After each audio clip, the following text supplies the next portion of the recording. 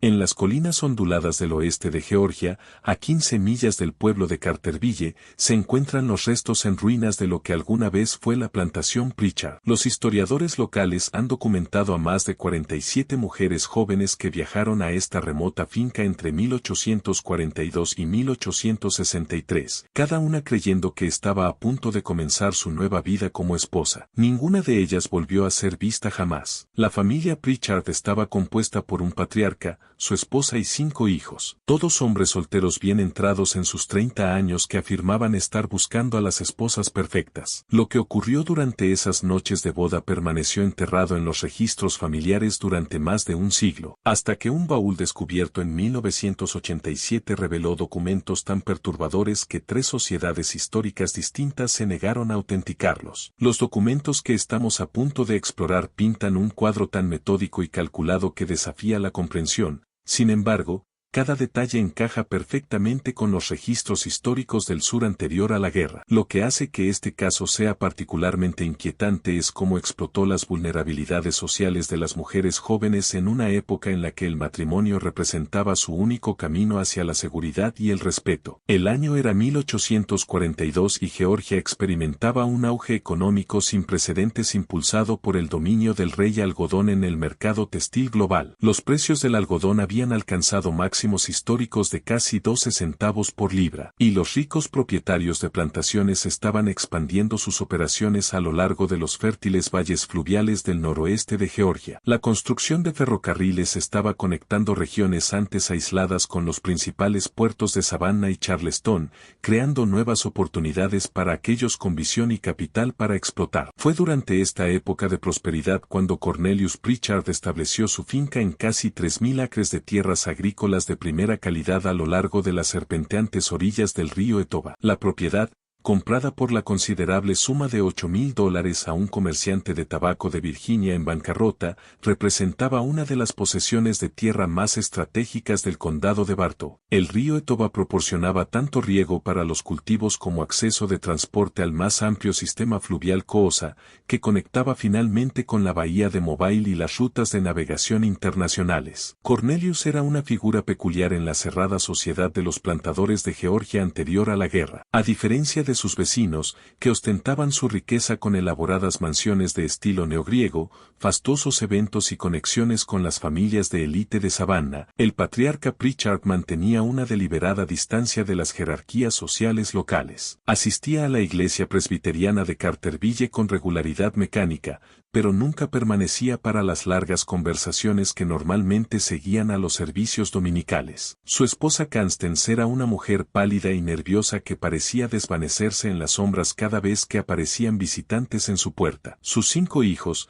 Jeremiah, Obadiah, Ezequiel, Matías y Caleb, llevaban sus negocios con una eficiencia que impresionaba incluso a los plantadores más exitosos de la región. Sin embargo, permanecían curiosamente distantes de las expectativas sociales que regían a los jóvenes de su posición. En una cultura donde la identidad masculina estaba estrechamente ligada a la participación política, el servicio militar y el liderazgo social, los hermanos Pritchard mostraban poco interés por cualquier actividad más allá de sus misteriosos emprendimientos comerciales. Lo que hacía especialmente notables a los hombres Pritchard era su aparente dedicación a seguir siendo solteros mucho más allá de la edad típica para casarse en la sociedad sureña, donde se esperaba que los hombres de 22 años aseguraran esposas de familias apropiadas y comenzaran a producir herederos que perpetuaran el legado de la plantación. En 1842, los hijos Pritchard tenían edades que iban de los 28 a los 36 años. Todos permanecían solteros. Todos afirmaban,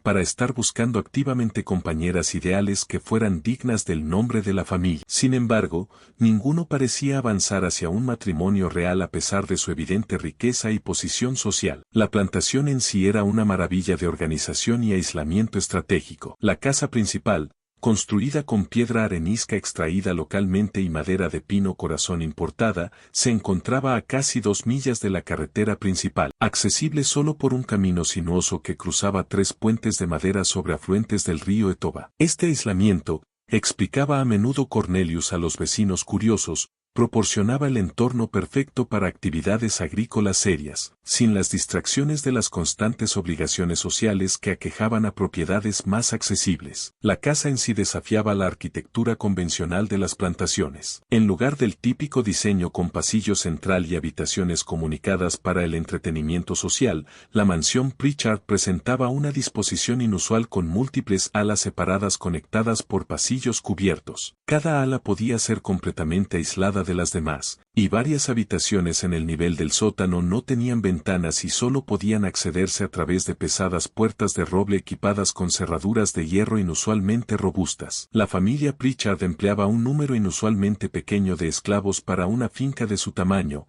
solo 12 personas que vivían en viviendas deliberadamente situadas a casi una milla de la casa principal, mucho más lejos que la proximidad habitual que permitía una gestión eficiente de las tareas domésticas. Más intrigante aún, dependían en gran medida de 3 capataces blancos, Tobias Harwell, Duncan Lorry y Silas Vance, hombres que habían aparecido en el condado de Bartow aproximadamente al mismo tiempo que los Pritchard y cuyos antecedentes permanecían misteriosamente vagos, a pesar de las exhaustivas preguntas de los propietarios vecinos, que se enorgullecían de conocer el linaje de cada familia en un radio de 50 millas. Harwell, un hombre delgado con cabello prematuramente canoso y manos con los callos de alguien familiarizado tanto con el trabajo de cuerdas como con la navegación fluvial, afirmaba haber administrado propiedades a lo largo del río Savannah antes de unirse a los Pritchard. Lorry, con un físico de herrero y brazos capaces de sujetar fácilmente a una persona que forcejea, hablaba con el acento de alguien de las colinas de Tennessee, pero nunca podía dar detalles específicos sobre su empleo anterior. Vance, el más joven de los 3, tenía la mirada rápida y la energía nerviosa de alguien acostumbrado a vigilar en busca de problemas, y los vecinos notaban que parecía más cómodo con las armas que con las herramientas agrícolas. Durante esos primeros años, los Pritchard se establecieron como miembros confiables, aunque distantes, de la comunidad. Asistían de forma esporádica a la iglesia metodista en Carterville, contribuían generosamente a causas locales, incluida la construcción de una nueva escuela y mejoras en los caminos, y mantenían relaciones cordiales con otras familias adineradas. Sus cultivos de algodón producían constantemente cosechas impresionantes, y sus negocios se llevaban a cabo con una puntualidad y atención al detalle que les ganaba el respeto incluso de los comerciantes más exigentes de Atlanta y Savannah. Sin embargo, los observadores más atentos notaban ciertas peculiaridades en su comportamiento que más tarde resultarían significativas. Los hijos emprendían con frecuencia viajes prolongados,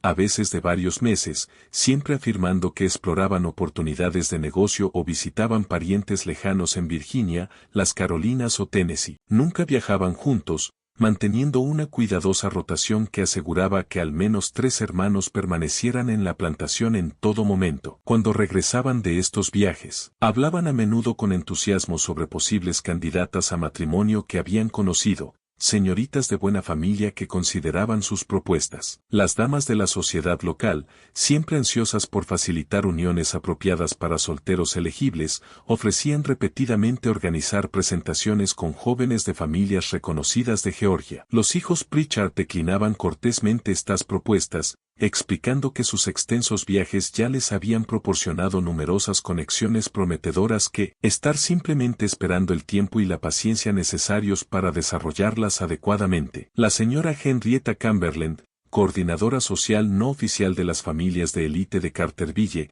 registró más tarde en su diario que encontraba los métodos de cortejo de los hermanos Pritchard peculiares e ineficaces. Las tradiciones sureñas de cortejo enfatizaban las conexiones familiares, las presentaciones formales y los elaborados rituales sociales que permitían a ambas familias evaluar la idoneidad de las posibles uniones. El enfoque de los Pritchard, que consistía en realizar búsquedas solitarias en lugares lejanos, le parecía tanto impráctico como potencialmente peligroso para la reputación familiar. El primer caso documentado que más tarde se entendería como parte de un patrón sistemático ocurrió en septiembre de 1843. Aunque los historiadores creen ahora que incidentes anteriores no se registraron debido a la cuidadosa selección de víctimas por parte de la familia, cuyas desapariciones generarían pocas preguntas. Jeremiah Pritchard, El hijo mayor con 37 años, regresó de un viaje de un mes a Augusta con noticias que alterarían para siempre la percepción sobre las actividades de la familia. Anunció al pequeño círculo de conocidos de Carterville que había encontrado a su esposa perfecta, la señorita Sarah Peton, de 19 años, hija de un herrero recientemente fallecido cuyo modesto taller había prestado servicios esenciales al creciente distrito residencial de Augusta. La descripción de Jeremiah dibujaba la imagen de una joven de medios modestos pero de virtud excepcional, ansiosa por escapar de las difíciles circunstancias que habían sobrevenido a su familia tras la muerte de su padre por tuberculosis, lo que había dejado a su madre inválida y a la familia al borde de la ruina. Según el relato cuidadosamente elaborado de Jeremiah, Sarah trabajaba como costurera para familias adineradas en Augusta cuando sus caminos se cruzaron por casualidad en la iglesia principal de la ciudad. La describió como poseedora de la rara combinación de verdadera piedad, habilidades domésticas e inteligencia natural que él había buscado sin éxito entre las jóvenes más privilegiadas pero menos auténticas de la sociedad georgiana. La falta de extensas conexiones familiares, explicó, era en realidad ventajosa, ya que le permitiría dedicarse por completo a crear una nueva vida con la familia Pritchard. Lo que muchos encontraron inusual fue la insistencia de Jeremiah en mantener total privacidad en su noviazgo y bodas próximas. Explicó que la señorita Peton poseía una sensibilidad y naturaleza tan delicadas que el bullicio de conocer a muchas personas nuevas de forma repentina podría abrumar su frágil constitución. La boda,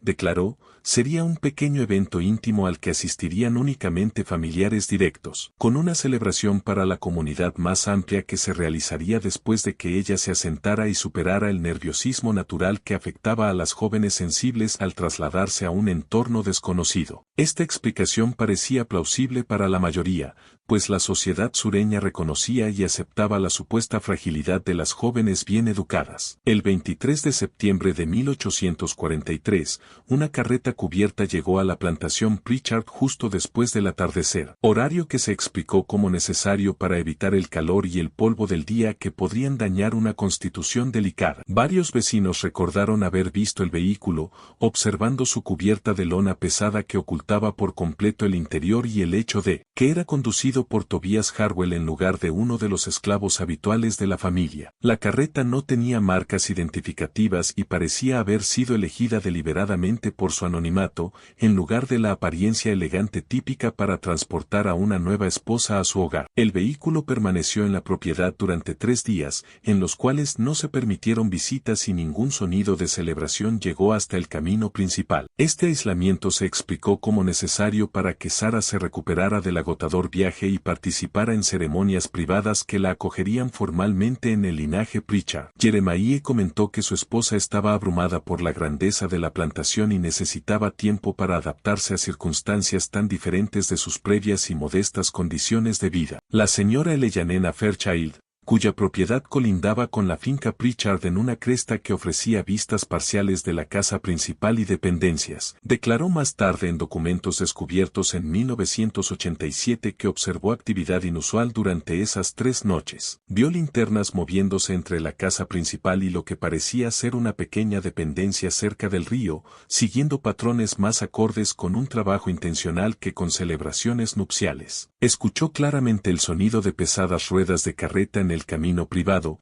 alejándose de la plantación en las primeras horas del 26 de septiembre, acompañadas de voces enuradas en susurros urgentes más que de alegres conversaciones típicas de un festejo de boda. Lo más inquietante para la señora Fairchild fue escuchar lo que parecían ser llantos ahogados o gritos de angustia, aunque más tarde dudó de sus propias percepciones, preguntándose si podrían haber sido animales nocturnos o ruidos naturales de edificios desconocidos. El aislamiento de su propiedad le impidió comentar sus observaciones con otros vecinos hasta mucho después, cuando surgieron patrones similares en eventos posteriores. Cuando Jeremiah apareció en el pueblo aproximadamente una semana después, mostraba la actitud de un hombre adaptándose a la vida matrimonial, pero explicó que su esposa sufría un grave ataque de fiebre que se había desarrollado a pesar de todas las precauciones tomadas durante el viaje y la instalación. Habló con la preocupación de un marido devoto, describiendo síntomas que incluían debilidad, desorientación e incapacidad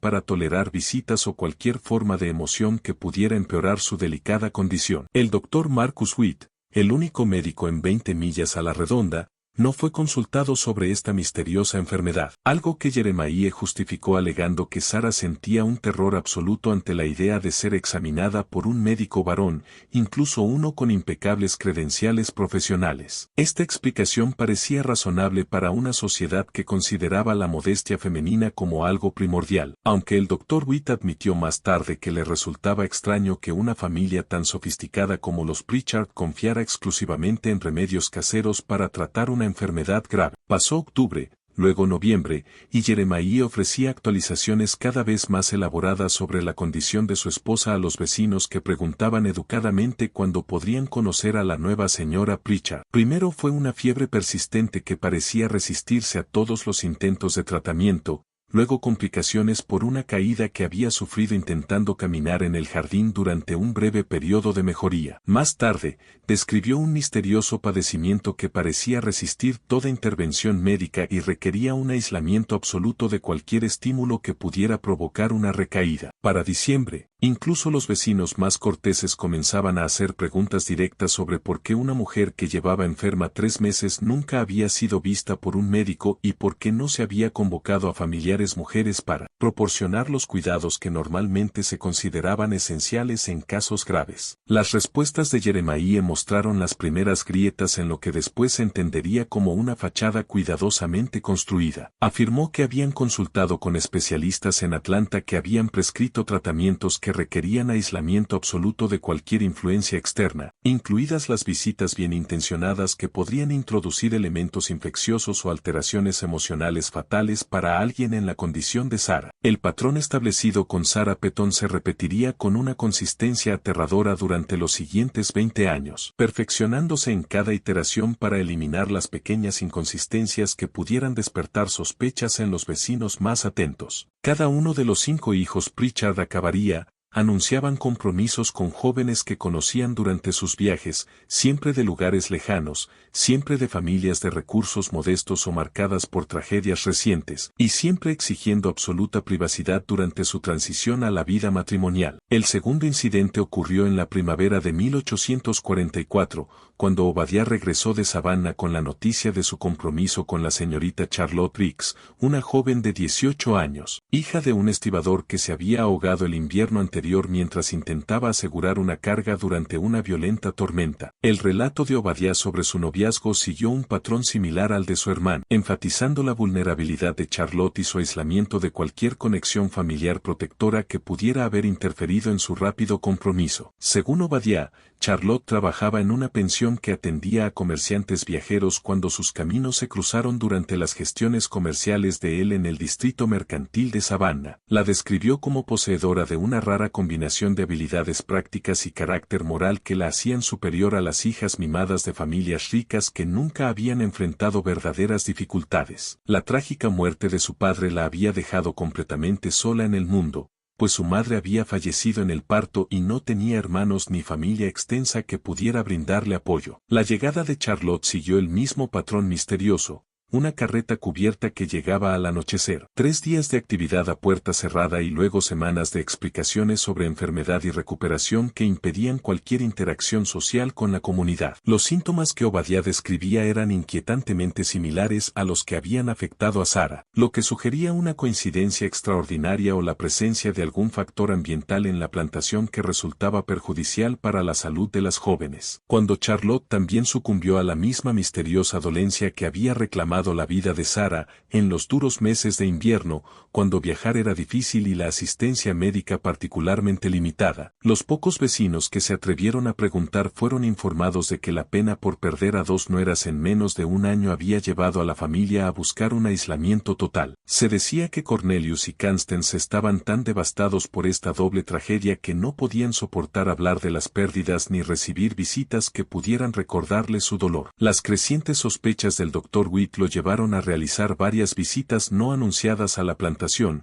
con la esperanza de ofrecer asistencia médica o, al menos, orientación profesional para prevenir futuras tragedias que parecían afectar específicamente a las jóvenes que se casaban con los Pritchard. Sus intentos fueron recibidos con una negativa cortés pero firme por parte de los capataces, quienes explicaron que el dolor de la familia les impedía recibir visitas y que cualquier conversación sobre asuntos médicos podría provocar episodios emocionales perjudiciales para el ya frágil estado mental de Constance. Sus solicitudes para examinar certificados de defunción o registros de entierro fueron respondidas con explicaciones de que toda la documentación se había tramitado de forma privada mediante contactos en Atlanta, fuera de la jurisdicción local, según los deseos de las fallecidas, quienes supuestamente habían expresado su preferencia por arreglos funerarios que honraran a sus familias de origen en lugar de sus breves matrimonios con los Pritchard. Para 1845, una inquietante realización comenzó a instalarse entre los miembros más observadores de la comunidad. A pesar de afirmar haber perdido a sus esposas, tanto Jeremiah como Obadiah continuaban comportándose como solteros en todos los aspectos, salvo en sus declaraciones de viudez. Asistían solos a eventos sociales, nunca hablaban de sus difuntas con la actitud afligida propia de viudos recientes y no mostraban inclinación alguna hacia los largos periodos de luto que caracterizaban a los caballeros sureños que habían perdido esposas amadas. La sociedad sureña mantenía elaborados protocolos para el luto masculino, que incluían vestimenta específica, restricciones sociales y expectativas de conducta que podían durar años después de la muerte de una cónyuge. Los hermanos Pritchard parecían completamente ajenos a estas normas, participando en negocios y actividades sociales con una energía y concentración que contradecían sus afirmaciones de devastadora pérdida personal. Más inquietante aún fue el descubrimiento del reverendo Samuel Coins, de la Iglesia Metodista de Carterville, cuando intentó localizar los registros de los matrimonios que supuestamente había oficiado para los Pritchard. Sus minuciosos archivos, que incluían todas las ceremonias matrimoniales celebradas en el condado de Bartow desde 1840, no contenían mención alguna de Sarah Petton ni de Charlotte Hendricks, a pesar de los claros recuerdos de múltiples miembros de la comunidad sobre los anuncios de compromiso y matrimonio de los hermanos. Al ser confrontado con esta discrepancia, Cornelius Pritchard presentó una carta supuestamente del reverendo Theodore Martindale, de la primera iglesia bautista de Augusta, confirmando que ambas ceremonias se habían realizado allí a petición expresa de las novias, que deseaban casarse en la misma iglesia donde sus padres fallecidos habían intercambiado votos. La carta, aunque llevaba lo que parecía ser un sello oficial, resultaba sospechosa para varios miembros instruidos de la comunidad, quienes notaron irregularidades en su redacción, formato y referencias teológicas que no coincidían con la doctrina bautista. Investigaciones posteriores revelaron que no existía ningún reverendo Theodore Martindale en los registros oficiales de iglesias bautistas en Augusta, y que las consultas enviadas a funcionarios eclesiásticos de esa ciudad no arrojaron información sobre matrimonios relacionados con los Pritchard. Estas inconsistencias, sin embargo, se justificaron mediante relatos cada vez más elaborados sobre ceremonias privadas oficiadas por ministros visitantes que eran amigos de las familias fallecidas y no personal oficial de la iglesia. La tercera desaparición ocurrió en 1846, cuando Ezequiel anunció su compromiso con la señorita Rebecca Thornton, supuestamente la hija huérfana de un comerciante de Tennessee que había perdido la vida y su fortuna en un accidente de barco de vapor en el río Cumberland. Para entonces, el patrón se había vuelto tan predecible que la señora Fairchild comenzó a mantener notas detalladas sobre las actividades que observaba desde su propiedad vecina, impulsada por sospechas que se mostraba reacia a expresar sin pruebas más concretas. Sus registros, descubiertos junto al baúl de documentos familiares, ofrecen escalofriantes revelaciones sobre lo que realmente sucedía durante esos misteriosos periodos de 3 días posteriores a cada boda. Documentó la llegada de carros de suministros que transportaban cantidades inusuales de cuerda, lonas y lo que parecían ser grilletes o esposas metálicas que no coincidían con las operaciones normales de una plantación. Notó la presencia de hombres adicionales además de los capataces habituales, individuos que parecían llegar en barco por el río Etowah bajo la oscuridad y que partían por la misma ruta antes del amanecer. Lo más perturbador de todo fue que la señora Fairchild registró sonidos que contradecían por completo las explicaciones de la familia sobre celebraciones matrimoniales. En lugar de música, risas y las típicas festividades asociadas a las bodas sureñas. Documentó llantos ahogados que parecían provenir del cobertizo junto al río y el sonido de objetos pesados cargados en carros durante las horas previas al amanecer, cuando la gente honesta debería estar durmiendo. También anotó cambios en el comportamiento de los esclavos de la plantación durante esos periodos, observando que parecían asustados y evitaban las zonas de la propiedad donde normalmente trabajaban, agrupándose cerca de sus viviendas y negándose a salir después del anochecer, incluso cuando sus tareas normalmente lo requerían. Este comportamiento era particularmente significativo porque los esclavos en plantaciones bien gestionadas mantenían rutinas regulares sin importar los eventos familiares, y su miedo evidente sugería que conocían actividades que inspiraban un terror genuino. La naturaleza sistemática de la operación Pritchard se volvió más clara a medida que se acumulaban más pruebas, revelando un nivel de organización y planificación que iba mucho más allá de la actividad criminal oportunista que podría haberse esperado de una familia que operaba en aislamiento. Cada hijo trabajaba metódicamente en su territorio asignado con la precisión de una empresa comercial. Jeremiah se concentraba en Georgia y Carolina del Sur. Obadiah manejaba las regiones costeras, incluidas Savannah y Charleston. Ezequiel cubría Tennessee y el norte de Alabama, mientras que Matías y Caleb dividían las responsabilidades para Virginia y Carolina del Norte. Su método resultaba devastadoramente eficaz porque explotaba con cálculo despiadado las vulnerabilidades sociales del periodo anterior a la guerra civil. Las jóvenes que habían perdido a sus padres o tutores a menudo se encontraban en circunstancias desesperadas, con pocas conexiones familiares protectoras y opciones limitadas para su supervivencia económica. La perspectiva de casarse con un rico propietario de plantación representaba la salvación frente a la pobreza, la desgracia social y la posibilidad muy real de caer en la indigencia que enfrentaban las mujeres solteras sin apoyo familiar. Los hermanos habían perfeccionado su enfoque mediante la observación cuidadosa y la práctica, desarrollando personalidades diseñadas específicamente para atraer a mujeres vulnerables, evitando al mismo tiempo la atención de familiares protectores o líderes comunitarios que pudieran investigar a fondo sus antecedentes. Se presentaban como hombres exitosos pero solitarios, en busca de compañía genuina, más que de matrimonios ventajosos basados en conexiones sociales o consideraciones financieras. Cortejaban a sus objetivos con paciencia, pasando a menudo semanas en las comunidades elegidas, estableciéndose como residentes temporales con intereses comerciales legítimos que explicaban su presencia y les brindaban oportunidades para encuentros casuales repetidos que podían convertirse en noviazgos. Asistían a iglesias locales, participaban en actividades comunitarias y cultivaban relaciones con comerciantes y funcionarios que podían dar fe de su carácter y posición económica. La clave de su éxito residía en elegir a mujeres cuya desaparición generara un mínimo de investigaciones por parte de las autoridades o familiares. Huérfanas, hijas de artesanos fallecidos, jóvenes distanciadas de sus familias por dificultades económicas o complicaciones sociales. Estas eran personas cuya ausencia podría ser notada, pero raramente investigada a fondo por autoridades locales sobrecargadas y con recursos limitados para casos de adultos que aparentemente se habían marchado por voluntad propia. En una época de comunicación y transporte limitados, una mujer que viajaba a un estado distante para casarse desaparecía efectivamente de su círculo social anterior, y la falta de un servicio postal o telegráfico fiable significaba que podían pasar meses antes de que alguien se preocupara por la ausencia de correspondencia. Los hermanos explotaban esta brecha de comunicación manteniendo sus cortejos durante los periodos en que se esperaba un intercambio epistolar, y luego programaban las bodas para coincidir con interrupciones naturales en los patrones de comunicación. Lo que hacía el plan particularmente insidioso era la atención meticulosa a mantener explicaciones plausibles para cualquier aspecto de su comportamiento que pudiera despertar sospechas entre vecinos o autoridades locales. Nunca parecían desesperados o apresurados en sus cortejos. Cultivaban la reputación de ser hombres exigentes, que se negaban a conformarse con algo menos que una pareja perfecta que cumpliera con sus estándares de virtud, inteligencia y capacidad doméstica. Este enfoque selectivo explicaba por qué permanecían solteros tanto tiempo y por qué viajaban extensamente en busca de esposas adecuadas. En lugar de conformarse con mujeres locales que podrían haber estado ansiosas por casarse en una familia adinerada. Su aparente selectividad se interpretaba como prueba de altos principios morales,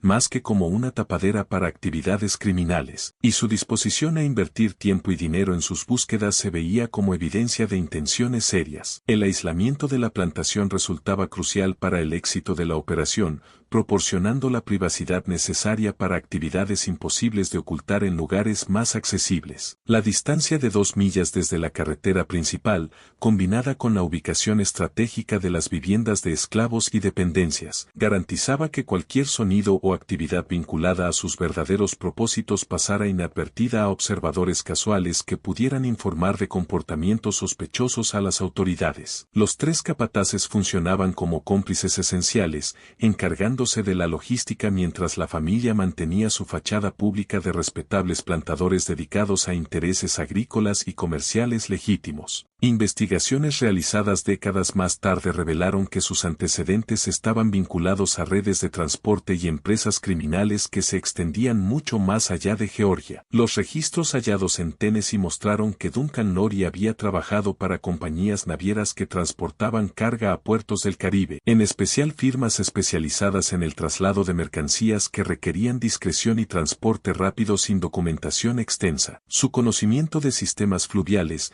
instalaciones portuarias y horarios de envío internacionales fue clave para el éxito de la operación. Silas Vance había trabajado como conductor de carretas en rutas que conectaban Georgia con Tennessee y Virginia antes de unirse a los Pritchard, lo que le dio un conocimiento íntimo de caminos, cruces de ríos y puntos de parada que podían utilizarse para trasladar personas evitando la atención oficial. Sus contactos con taberneros, operadores de transbordadores y otras personas que facilitaban el transporte en estas rutas proporcionaban la red necesaria para mover a las víctimas de manera eficiente y secreta. Tobias Harwell poseía un conocimiento profundo de la navegación fluvial y había trabajado previamente para comerciantes que transportaban mercancías por el río hasta Alabama, donde se conectaban con redes de transporte más amplias que llegaban a la bahía de Mobile y rutas marítimas internacionales. Su familiaridad con mareas, niveles de agua estacionales y ubicaciones de fondeaderos seguros permitía coordinar traslados con precisión, minimizando el riesgo de detección. Para 1848, la operación se había ampliado para incluir un cuarto matrimonio, el de Matías con una joven llamada Elizabeth Harper, supuestamente de Lynchburg, Virginia, cuya historia seguía el patrón establecido, pero con mejoras que reflejaban la creciente experiencia de la familia para manejar posibles complicaciones. Elizabeth era descrita como la hija de un comerciante de tabaco que había perdido su negocio por una combinación de malas cosechas y especulación financiera, quedando completamente dependiente de parientes lejanos que habían dejado claro que su presencia no era bienvenida. Matías supuestamente había conocido a Elizabeth mientras realizaba gestiones relacionadas con la compra de tabaco para un comerciante de Virginia que abastecía a plantadores de Georgia con hoja premium para consumo personal. Su cortejo se desarrolló a lo largo de varios meses de correspondencia antes de que finalmente le propusiera matrimonio y la convenciera de viajar a Georgia para lo que ella creía sería una vida de seguridad y respetabilidad como esposa de un exitoso plantador. La continua vigilancia de la señora Fairchild reveló nuevos detalles sobre las actividades nocturnas en la plantación durante este cuarto incidente, observaciones que ofrecieron información crucial sobre la verdadera naturaleza de la operación. Vio la construcción de lo que parecía ser un sótano o instalación subterránea bajo el cobertizo del río, accesible a través de una entrada oculta que requería mover piedras pesadas y que solo podría detectarse si alguien buscaba específicamente signos de excavación. Las carretas comenzaron a llegar con mayor frecuencia durante las semanas previas a la llegada de Elizabeth, siempre de noche, transportando suministros que se transferían de inmediato a esa instalación subterránea. Entre los materiales había madera, herrajes metálicos y lo que parecían ser cadenas o grilletes, completamente inconsistentes con las operaciones normales de la plantación o con preparativos de boda que pudieran justificar tal actividad. Los sonidos que escuchó durante el periodo de 3 días, siguiendo a la boda de Elizabeth, sugerían que varias personas estaban siendo retenidas en ese espacio oculto, con voces que parecían provenir desde desde debajo de la tierra y movimientos que indicaban la presencia de varios individuos, además de la supuesta novia que, según se alegaba, estaba recuperándose de la fatiga del viaje y de dificultades de adaptación. La revelación más escalofriante llegó a través del testimonio de James Mullins, un antiguo esclavo que escapó de la plantación vecina Williamson en 1849 y que más tarde proporcionó información detallada a las fuerzas de la Unión durante la Guerra Civil, cuando los esclavos fugitivos eran buscados activamente para obtener inteligencia sobre operaciones confederadas y posibles crímenes de guerra. Mullins había sido contratado ocasionalmente por los Pritchard para trabajos estacionales que requerían mano de obra adicional más allá de la que podía proporcionar su pequeña fuerza esclava, lo que le dio acceso a áreas de la plantación normalmente prohibidas para los forasteros. Según el testimonio de Mullins, registrado por funcionarios de la Unión en un documento que permaneció clasificado hasta 1963, la instalación subterránea que la señora Fairchild había visto en construcción contenía celdas diseñadas para albergar simultáneamente a varias personas, equipadas con cadenas y sujeciones que sugerían un encarcelamiento prolongado más que un almacenamiento temporal. Las celdas estaban revestidas de piedra para amortiguar el sonido y dotadas de sistemas de drenaje que podían usarse para eliminar cualquier evidencia de su uso. Mullins describió haber visto a jóvenes mujeres en distintos estados de angustia siendo trasladadas entre la casa principal y este calabozo oculto, siempre bajo fuerte custodia de los 3 capataces que portaban armas y parecían dispuestos a usar la violencia para mantener el control. Las mujeres parecían drogadas o debilitadas, moviéndose lentamente y mostrando signos de desorientación que sugerían que estaban siendo mantenidas en un estado químicamente alterado para evitar intentos de fuga o resistencia. Más inquietante aún, Mullins relató haber presenciado la carga de mujeres inconscientes en barcos que llegaban a un muelle privado sobre el río Etaba en las horas más oscuras de la noche, cuando incluso los vecinos más atentos difícilmente podrían observar actividades en el agua. Estos barcos eran operados por hombres que hablaban lenguas que él no reconocía y que realizaban su labor con la eficiencia de una operación comercial consolidada que claramente llevaba tiempo funcionando. Las embarcaciones estaban especialmente modificadas para su propósito, con compartimentos ocultos bajo cubierta que podían esconder carga humana de cualquier inspección casual por parte de las autoridades fluviales u otras embarcaciones que pudieran acercarse. Las modificaciones incluían sistemas de ventilación para mantener vivos a los ocupantes durante largos viajes fluviales y mecanismos de sujeción que impedirían intentos de escape incluso si los ocupantes recuperaban la conciencia durante el transporte. El alcance de la red Pritchard se hizo evidente cuando Mullins describió conversaciones que había escuchado entre Cornelius y visitantes que llegaban periódicamente para realizar lo que parecían ser transacciones financieras, relacionadas con envíos regulares de mercancía hacia mercados en Nueva Orleans, Charleston e incluso a destinos fuera de las fronteras estadounidenses, donde las mujeres americanas alcanzaban precios elevados debido a su educación y apariencia. Estas conversaciones revelaban que la operación formaba parte de una red más amplia que incluía instalaciones similares en otros estados, todas coordinadas por una autoridad central que emparejaba a las víctimas con compradores según requisitos y preferencias específicas. Se hablaba de cifras con el desapego clínico del comercio de ganado, cantidades disponibles para entrega inmediata, precios basados en edad y características físicas, calendarios de entrega coordinados con rutas de envío y fluctuaciones de demanda estacional. El testimonio de Mullins proporcionó la primera evidencia clara de que la familia Pritchard operaba una sofisticada red de trata de personas disfrazada de una serie de matrimonios fallidos, siendo las ceremonias nupciales herramientas psicológicas para controlar a las víctimas durante el periodo inicial de cautiverio. Los elaborados rituales matrimoniales hacían que las mujeres fueran complacientes durante los cruciales primeros días,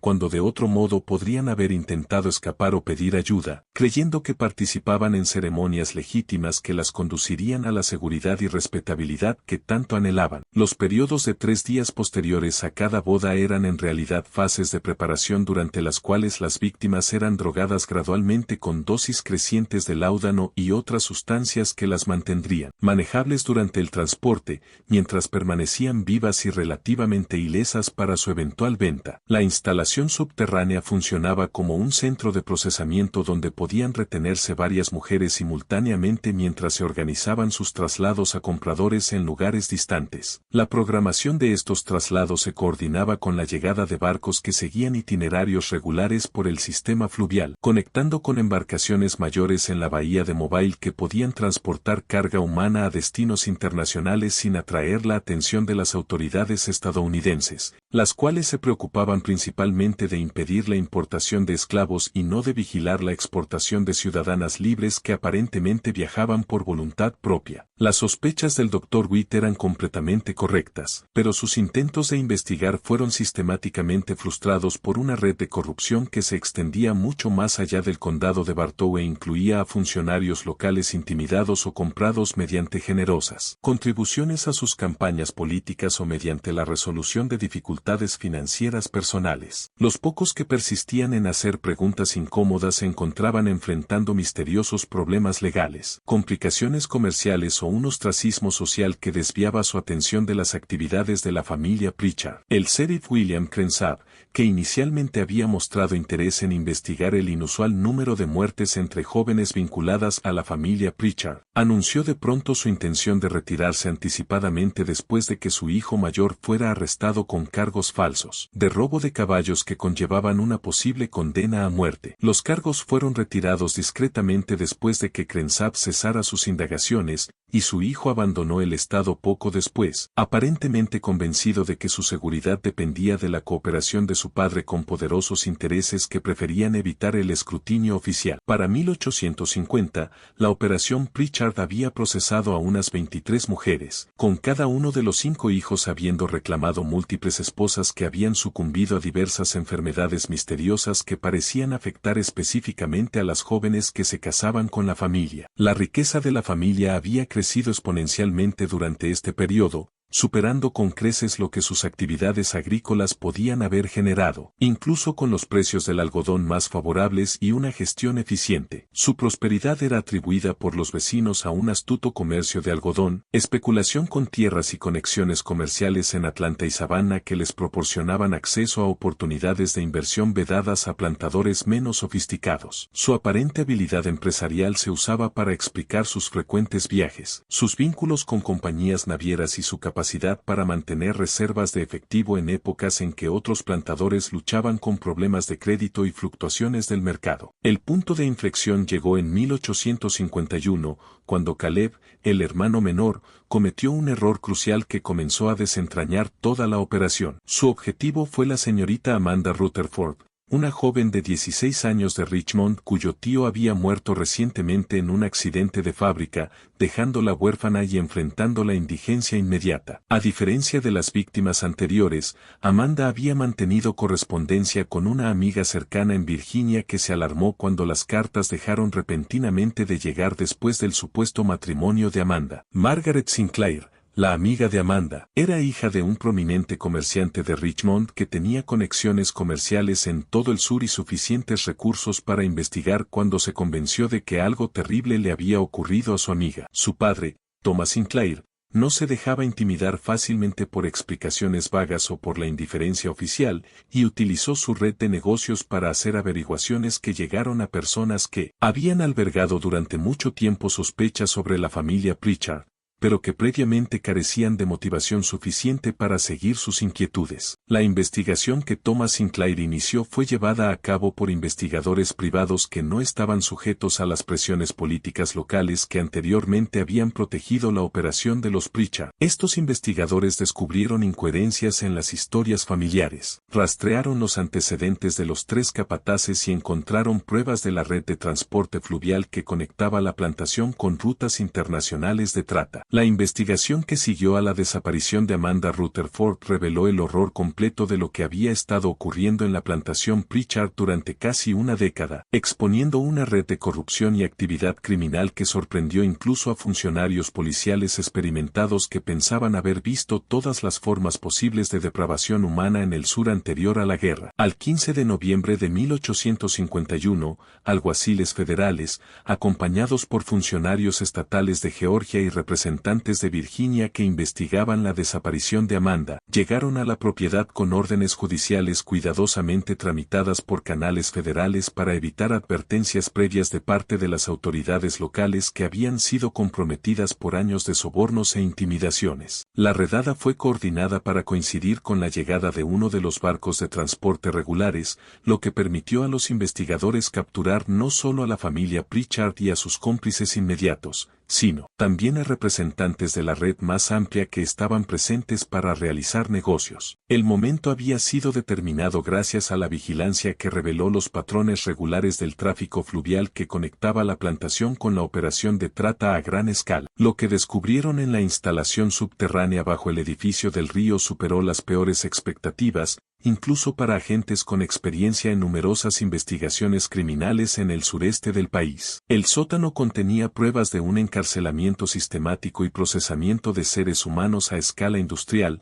incluidas sujeciones de distintos tamaños corporales, equipos para drogar que podían mantener control químico preciso sobre múltiples víctimas simultáneamente, y documentación que revelaba con espeluznante claridad el alcance de la red de trata. La instalación en sí era una obra maestra de ingeniería criminal, con sistemas de drenaje para eliminar pruebas de manera eficiente, ventilación que prevenía la asfixia mientras mantenía el aislamiento acústico, y múltiples rutas de escape para que los operadores pudieran huir si la entrada principal se veía comprometida. Las paredes estaban recubiertas con materiales insonorizantes que amortiguaban cualquier grito de auxilio, y el techo estaba reforzado para soportar el peso del edificio superior mientras ocultaba cualquier rastro de las actividades subterráneas. Entre las pruebas más incriminatorias estaban los registros detallados mantenidos por el propio Cornelius Pritchard, documentando a cada víctima con la fría precisión de un comerciante que lleva inventario para maximizar beneficios. Nombres,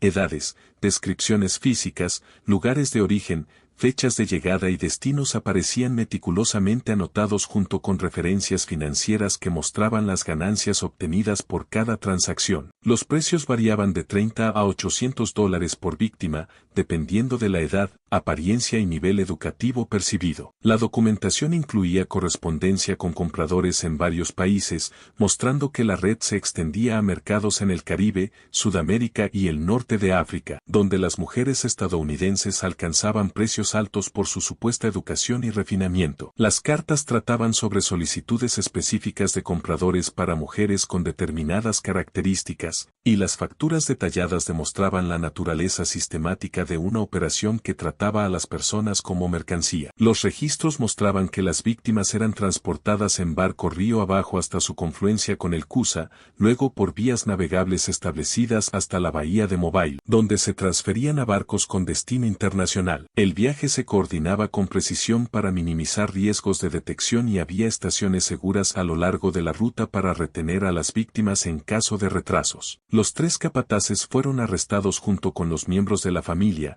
y su testimonio reveló detalles adicionales sobre el alcance de la operación. Tobias Harwell admitió haber escoltado personalmente a más de 30 mujeres hasta puntos de transferencia donde se las entregaba a capitanes especializados en carga humana, quienes contaban con la documentación necesaria para transportarlas como pasajeras legítimas o sirvientas contratadas. Duncan Lorry confesó mantener casas seguras a lo largo de las rutas fluviales y proporcionó información detallada sobre la red de funcionarios corruptos que habían sido sobornados para ignorar actividades irregulares o para emitir documentación falsa cuando era necesario. Su testimonio reveló que la corrupción alcanzaba a funcionarios de aduanas en Mobile, capitanes de barco que falsificaban manifiestos de pasajeros e incluso autoridades extranjeras que facilitaban la entrada de víctimas a países donde la esclavitud aún era legal. La revelación más impactante vino de Silas Vance, quien aportó pruebas de que la red Pritchard formaba parte de una organización mayor que operaba en todo el sureste de Estados Unidos,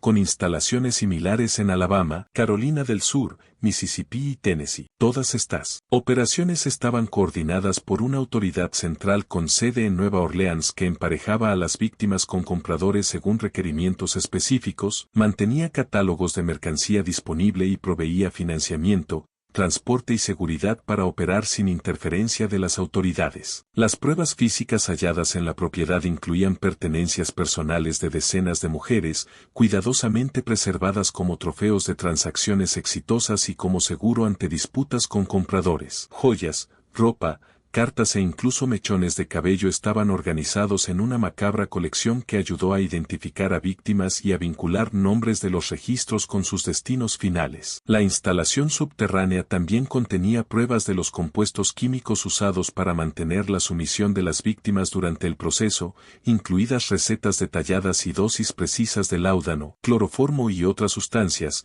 refinadas tras años de experimentación, que mantenían a las mujeres inconscientes o muy desorientadas sin provocar la muerte que disminuiría su valor de mercado. Quizá lo más perturbador fue descubrir que las ceremonias de boda se realizaban con auténtica formalidad religiosa, con certificados matrimoniales falsificados y documentación diseñada para dar cobertura legal a la operación mientras lograba el objetivo psicológico de hacer a las víctimas más dóciles durante su cautiverio inicial. El impacto psicológico en mujeres que creían casarse legítimamente añadía un nivel extra de crueldad, ya que cooperaban con sus captores pensando que comenzaban una nueva vida como esposas respetadas. Los certificados se creaban con sellos oficiales robados y firmas falsificadas de ministros reales, y la documentación era lo bastante sofisticada como para pasar una inspección casual por parte de funcionarios locales que pudieran haber tenido motivos para cuestionar la legitimidad de las ceremonias. La familia mantenía registros detallados de qué identidades falsas habían sido utilizadas en qué ceremonias,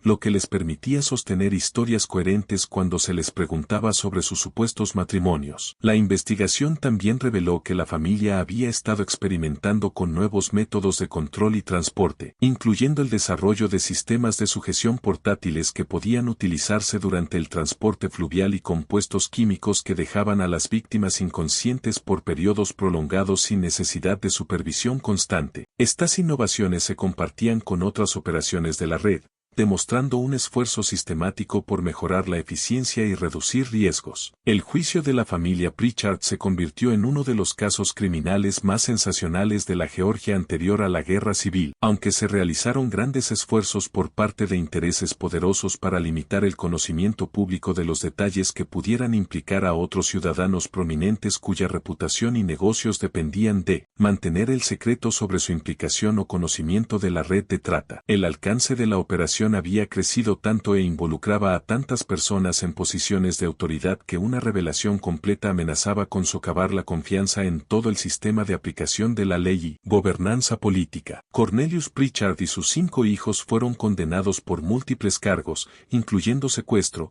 trata de personas, conspiración y operación de una empresa criminal. Sin embargo, los cargos fueron redactados cuidadosamente para evitar descripciones detalladas del alcance internacional de sus actividades, y los fiscales se centraron en los delitos locales que podían probarse con pruebas físicas y testigos, evitando así declaraciones que pudieran implicar a funcionarios federales o empresarios influyentes de otros estados. Aún así, las condenas fueron mucho más leves de lo que los crímenes merecían, reflejando la influencia que mantenían incluso después de su arresto y el temor de las autoridades de que sentencias severas pudieran llevar a los acusados a revelar información sobre sus cómplices que desestabilizaría las estructuras políticas y económicas de varios estados. 3 de los hijos recibieron penas de prisión de menos de 10 años, mientras que Cornelius y los otros 2 fueron condenados a 15 años en la penitenciaría estatal de Georgia. Los 3 capataces, sin los recursos financieros ni las conexiones sociales de la familia, recibieron castigos más severos, reflejando su carácter prescindible para los intereses poderosos que se habían beneficiado de la operación. Tobias Harwell fue sentenciado a 25 años, mientras que Duncan Lorry y Silas Vance recibieron 20 años cada uno en condiciones deliberadamente duras en comparación con el alojamiento proporcionado a los miembros de la familia Pritchard. Los 3 capataces murieron en prisión antes de cumplir sus condenas, en circunstancias que los descendientes de la familia afirmaron eran sospechosas y que sugerían acciones deliberadas para evitar que revelaran más información sobre las operaciones de la red. Harwell murió de aparente intoxicación alimentaria después de solo 2 años en prisión, mientras que Lorry y Vance sucumbieron a enfermedades que parecían afectar específicamente a prisioneros involucrados en casos de trata. El destino de las 47 víctimas documentadas nunca se resolvió por completo, A pesar de los esfuerzos de las autoridades federales y agencias internacionales para localizar y repatriar a las supervivientes que pudieran seguir vivas en países extranjeros, la investigación reveló que la mayoría había sido transportada a lugares donde la esclavitud seguía siendo legal y donde las mujeres estadounidenses eran valoradas para trabajos forzados en explotaciones agrícolas, servicio doméstico y otras formas de explotación que hacían extremadamente difícil su recuperación. Los intentos por rastrear a las víctimas se vieron obstaculizados por el alcance internacional de la red, la renuencia de varios gobiernos a reconocer la existencia de mercados para ciudadanas estadounidenses esclavizadas, y los sofisticados sistemas de documentación utilizados para dar identidades falsas a las víctimas. A muchas se les había dado nuevos nombres y orígenes que hacían casi imposible conectarlas con sus identidades originales. Algunas pocas fueron finalmente localizadas y devueltas a Estados Unidos, pero la mayoría había muerto en cautiverio o había sido trasladada tantas veces entre distintos dueños que rastrear su paradero se volvió imposible. El testimonio de las pocas supervivientes que fueron rescatadas proporcionó detalles espeluznantes sobre las condiciones que habían soportado y la brutalidad sistemática de las operaciones que las habían adquirido de la red Pritchard. La plantación Pritchard fue confiscada por el Estado y vendida en subasta, con las ganancias supuestamente destinadas a compensar a las víctimas y a apoyar a las familias que habían perdido hijas, hermanas y esposas en la operación de trata. Sin embargo,